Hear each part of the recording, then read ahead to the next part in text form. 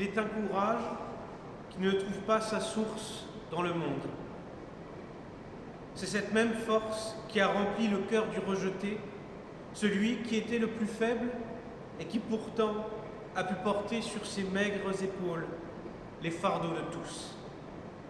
Jésus est en croix, il triomphe contre toute attente. Rien n'a pu dissiper son amour pour nous, son amour pour Dieu. Je vous souhaite à toutes et à tous la bienvenue à ce culte, au nom du Père, du Fils et du Saint-Esprit. Notre mot d'ordre d'aujourd'hui est tiré de l'Évangile selon Jean, chapitre 3, verset 16. Dieu a tant aimé le monde qu'il a donné son Fils unique, afin que quiconque croit en lui ne périsse pas, mais qu'il ait la vie éternelle. Je vous invite à la prière. Seigneur, ce matin, c'est avec reconnaissance que nous venons te voir. C'est pour te dire merci. Merci car tu as affronté la croix pour nous. Merci parce que tu as tout supporté, tout accepté. Merci parce que tu as donné ta vie pour nous sauver. Merci parce que tu nous as tant aimés.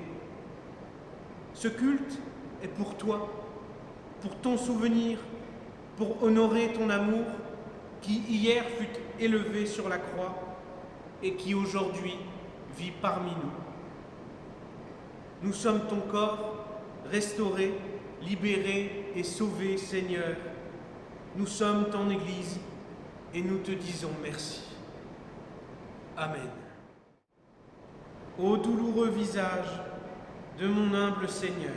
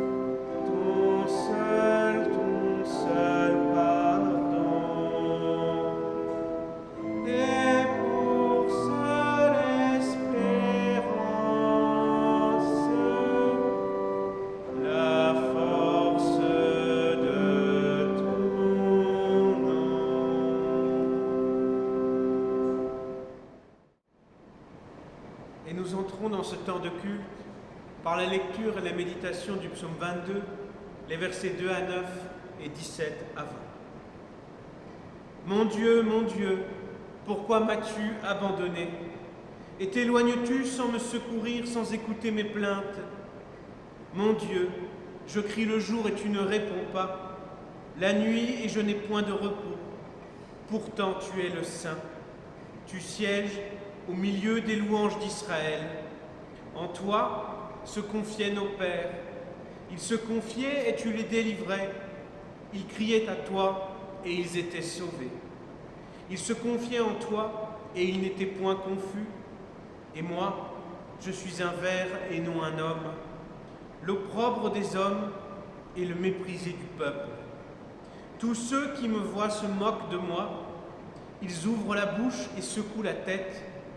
Recommande-toi à l'Éternel. L'Éternel te sauvera. Il le délivrera puisqu'il t'aime.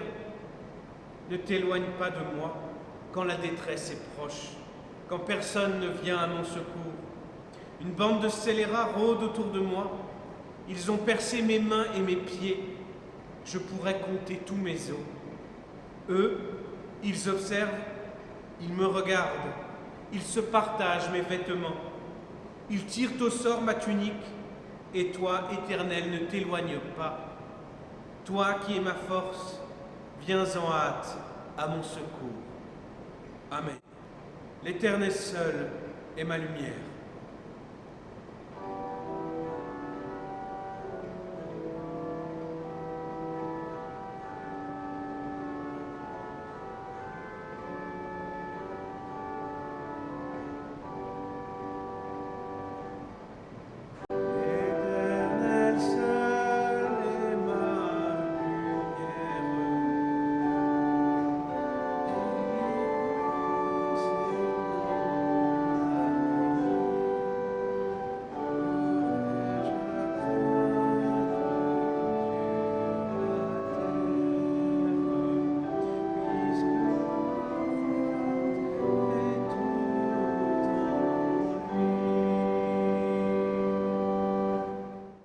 Seigneur, tu as vu que j'ai douté, tu as vu que j'ai hésité, tu as vu que j'ai cru que c'était impossible, tu as vu que j'ai renoncé et que j'ai reculé.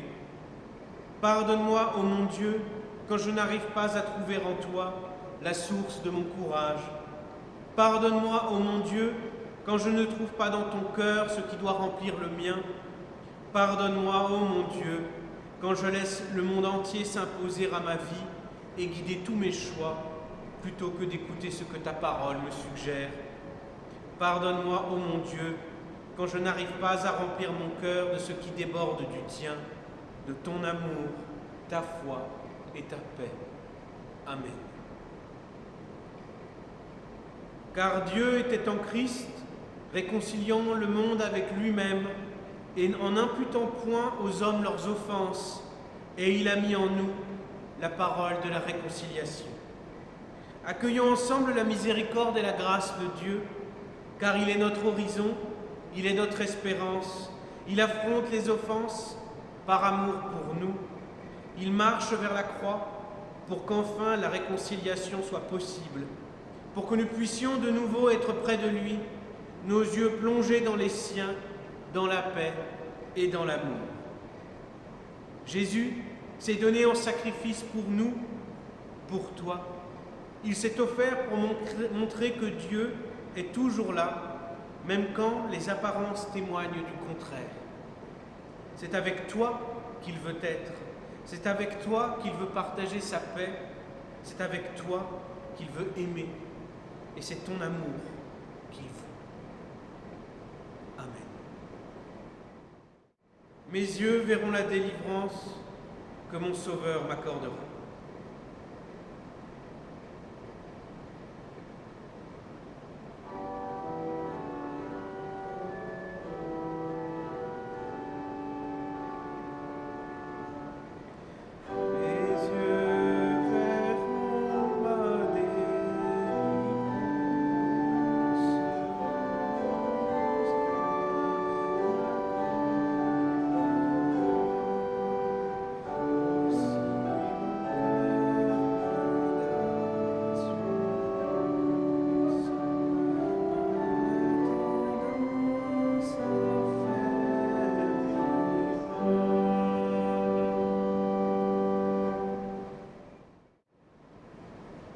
Prions ensemble, accueillons ensemble la parole de Dieu.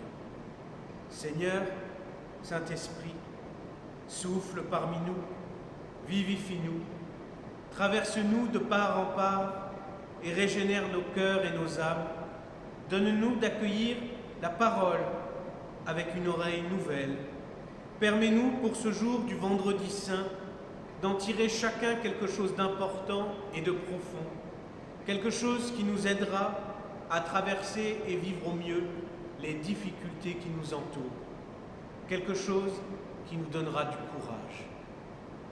Amen. Nous lisons ce matin dans l'Évangile selon Jean, chapitre 19, les versets 16 à 30. Jésus, portant sa croix, arriva au lieu du crâne qui se nomme en hébreu Golgotha. C'est là qu'il fut crucifié et deux autres avec lui, un de chaque côté et Jésus au milieu. Pilate fit une inscription qu'il plaça sur la croix et qui était ainsi conçue: Jésus de Nazareth, roi des Juifs. Beaucoup de Juifs lurent cette inscription parce que le lieu où Jésus fut crucifié était près de la ville. Elle était en hébreu, en grec et en latin.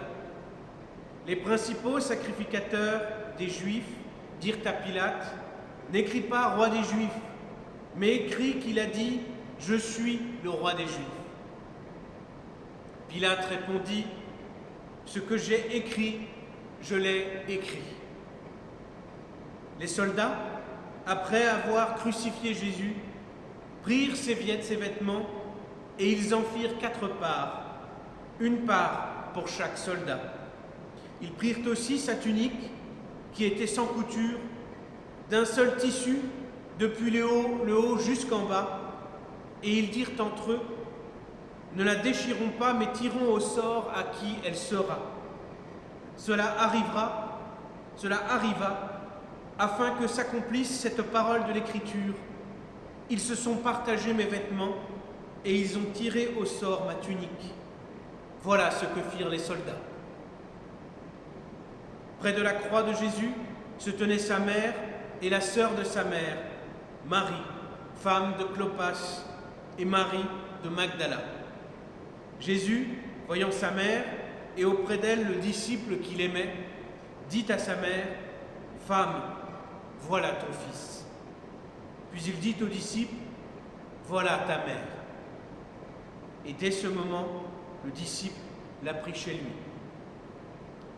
Après cela, Jésus, qui savait que tout était déjà consommé, dit, afin que l'Écriture soit accomplie: J'ai soif. Il y avait là un vase plein de vinaigre. Les soldats en remplirent une éponge et, l'ayant fixée à une branche d'hysope, ils l'approchèrent de sa bouche. Quand Jésus eut pris le vinaigre, il dit: tout est accompli. Et baissant la tête, il rendit l'esprit. Amen. Ô Jésus, ta croix domine.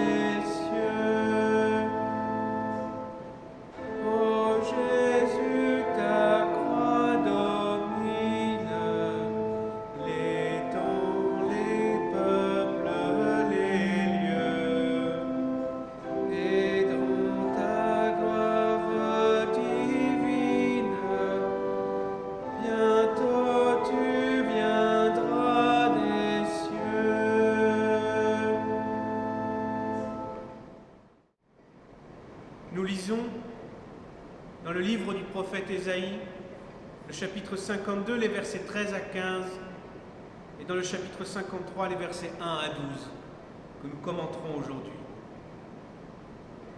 Mon serviteur prospérera, il s'élèvera, il montera, et il sera très haut placé. De même qu'une multitude est atterrée à cause de toi, tant son aspect défiguré n'était plus celui d'un homme, son apparence n'était plus celle des êtres humains. De même, il purifiera par l'aspersion une multitude de nations. Devant lui, des rois fermeront la bouche, car ils verront ce qui ne leur avait pas été raconté.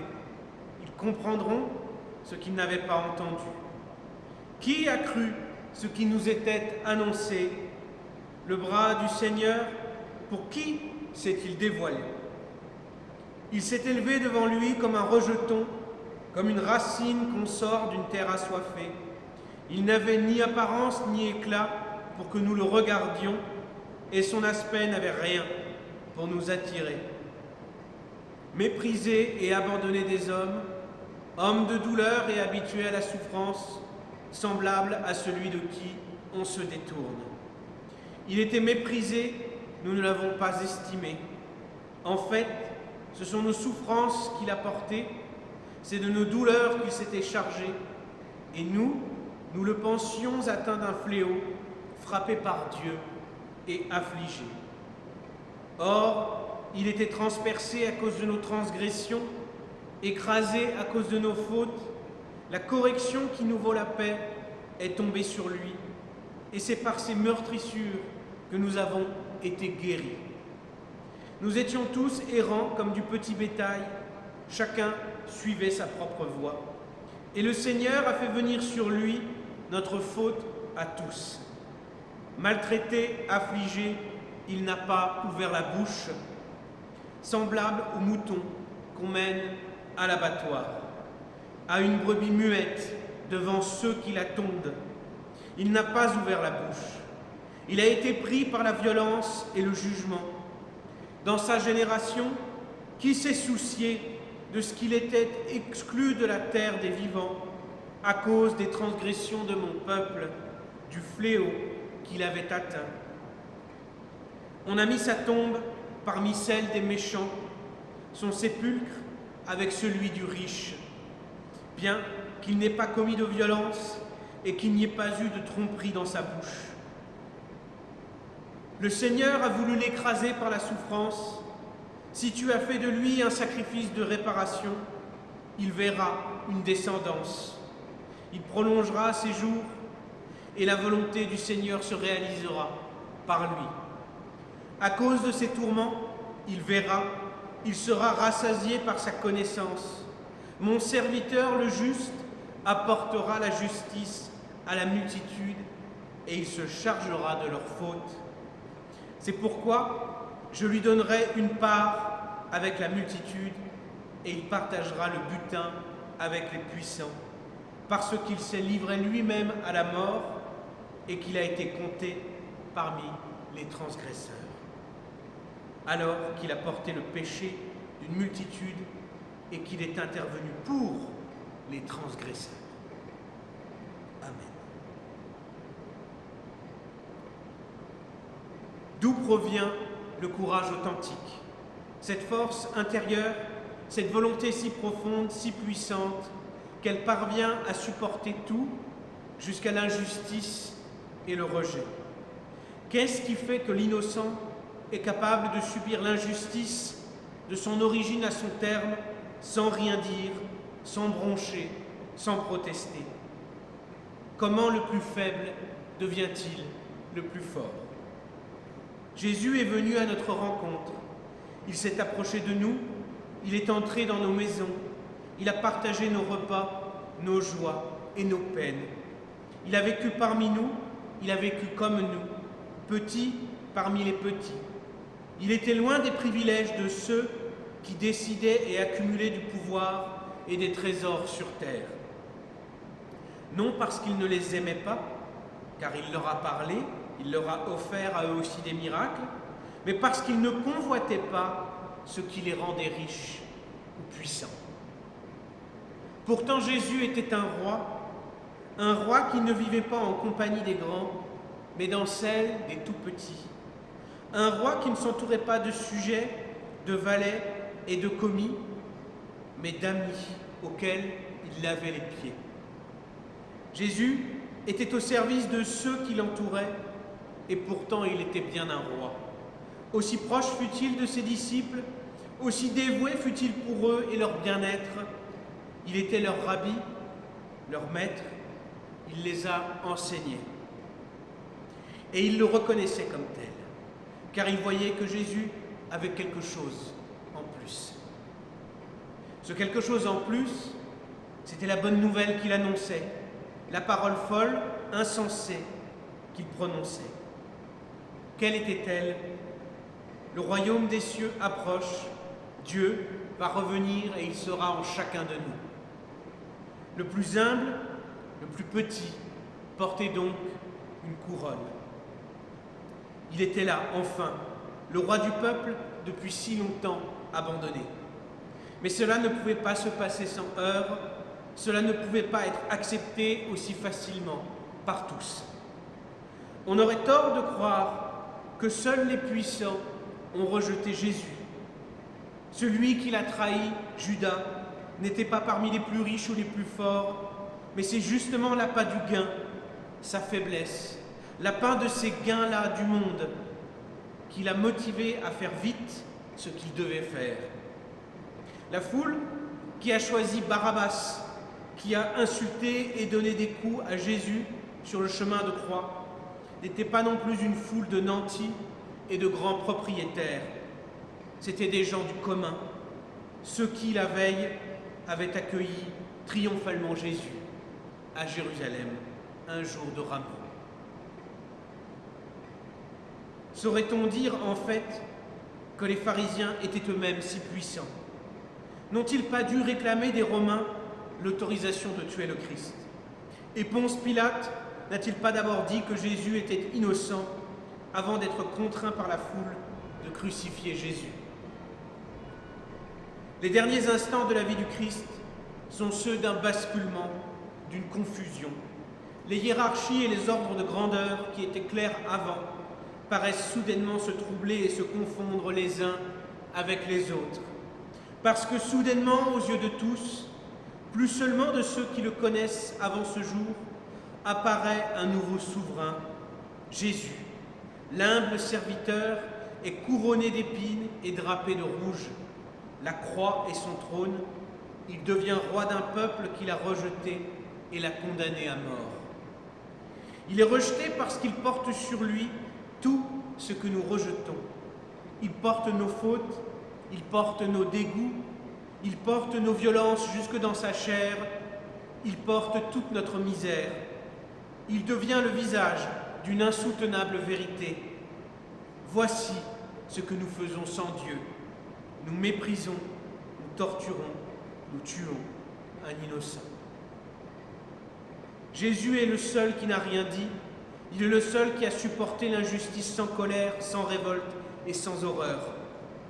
Il était le seul capable de faire ce qu'il a fait, de hisser un tel fardeau sur la croix pour en libérer ceux qui le maltraitaient. Car Jésus a trouvé la source d'une force capable de faire sortir de la souffrance. Il a porté une puissance telle que par son seul sacrifice, il nous a tous sauvés. Il était le dernier, le rejeté, le méprisé. Il est devenu le premier, le nom le plus haut sous les cieux, le roi devant lequel s'incline toute autorité terrestre. Il possédait une force qui lui a fait supporter toutes les épreuves pour accomplir sa mission. Un courage dont la source ne se trouvait ni dans les richesses, ni dans les structures de ce monde. Son amour et sa foi. Par l'amour et la foi, le serviteur est devenu sauveur. Petit, il est devenu grand. Il a contourné et dépassé les règles du monde. Il nous a montré la source de la vraie puissance, celle qui ne se trouve nulle part en ce monde, car elle vient du cœur de Dieu. Jésus a puisé sa force dans le cœur de Dieu. Il a trouvé son amour pour nous dans l'amour que Dieu nous portait. Jésus, le Fils bien-aimé, a porté la foi et l'amour que Dieu lui a donné. Jésus a accepté, vécu et incarné l'amour de Dieu. Il était Dieu car il était pleinement amour. C'est par cet amour qu'il a réussi à supporter tout ce qu'il devait supporter. C'est de là que provenait tout son courage. Jésus était fort et courageux parce qu'il nous aimait et parce qu'il aimait Dieu. Amen.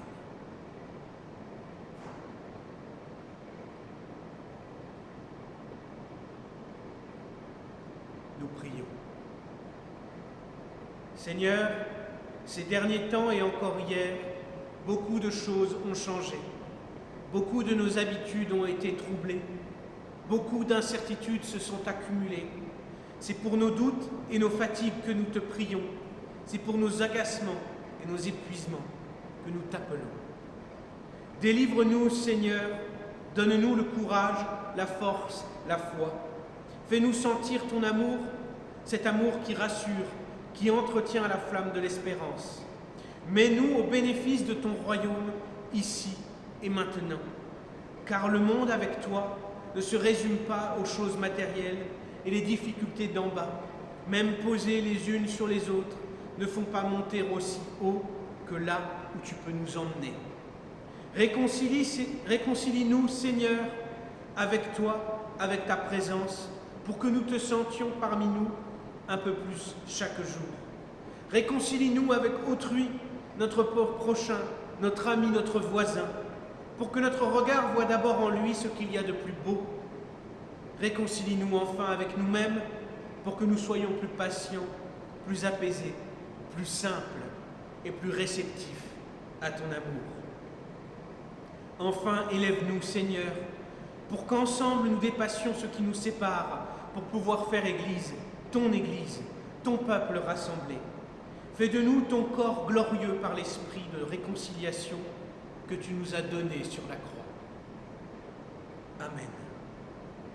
Et ensemble, nous voulons prononcer cette prière que tu nous as enseignée, Seigneur Jésus.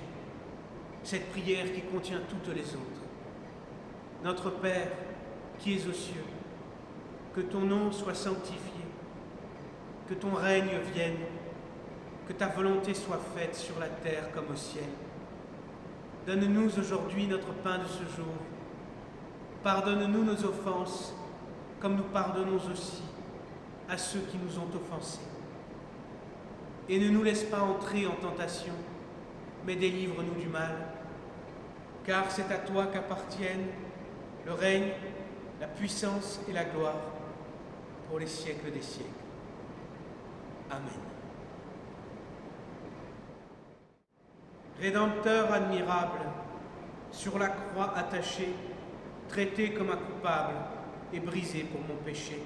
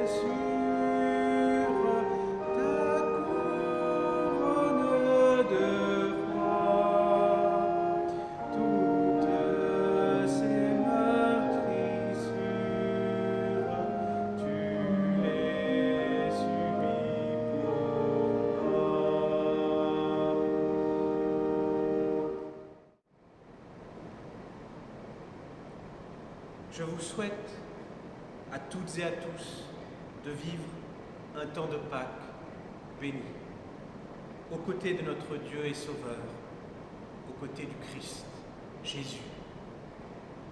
Nourris par l'amour et l'espérance donnée par le Père, le Fils nous a tous transformés.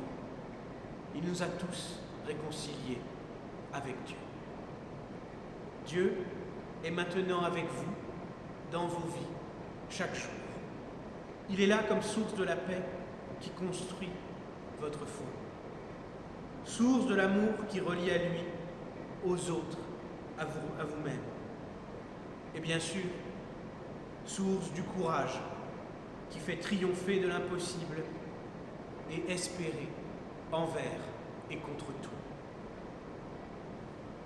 Mes sœurs, mes frères, soyez tous bénis en Jésus-Christ, notre roi d'amour et de paix. Que son royaume s'installe parmi vous, entre vous, et rayonne au travers de vous, au nom du Père, du Fils et du Saint-Esprit. Amen. Je vous souhaite un très beau vendredi saint et je vous dis à très bientôt. Au revoir.